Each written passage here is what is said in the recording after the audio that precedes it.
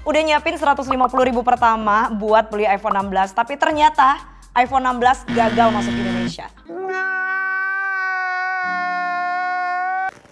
Sejauh info terakhir yang aku dapetin, iPhone 16 itu bukan batal masuk Indonesia, tapi hanya ditunda aja. Nah, kalian udah tahu belum 3 alasan kenapa iPhone 16 ditunda buat masuk Indonesia? Yang pertama, karena sertifikasi tingkat komponen dalam negerinya itu kadaluarsa. Jadi sertifikasi ini tuh adalah syarat utama untuk produk bisa dijual secara legal di Indonesia. Nah, di 16 ini sertifikasinya itu udah habis atau udah kadaluarsa. Makanya perlu adanya perpanjangan aktivasi si sertifikasi ini supaya iPhone 16 bisa dijual secara legal di Indonesia.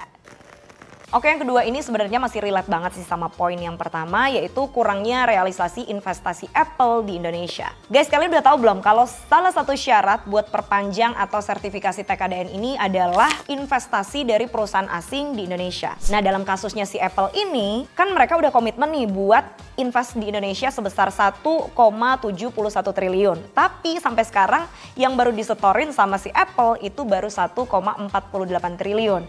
Which is masih kurang sekitar 240 miliar.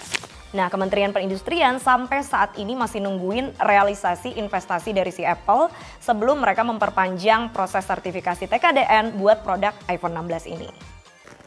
Nah, yang ketiga itu adalah pemilihan skema inovasi di dalam TKDN. Oke, berdasarkan aturan pemerintah, mungkin kalian juga belum tahu bahwa aturan untuk sertifikasi TKDN itu punya 3 skema. Nah, yang pertama itu pembuatan produk dalam negeri, yang kedua pengembangan aplikasi dalam negeri, dan yang ketiga itu inovasi dalam negeri.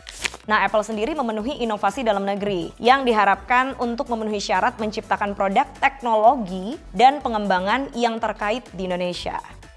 Walaupun secara regulasi nggak ada yang salah sih, dan ini masih sah-sah aja buat dipilih. Tapi dibandingin dengan 2 opsi yang lainnya, yaitu pembuatan produk dalam negeri dan pengembangan aplikasi di dalam negeri, inovasi dalam negeri ini lebih lambat proses sertifikasinya. Jadi ya itulah alasan kenapa iPhone 16 sampai detik ini belum diluncurkan juga di Indonesia.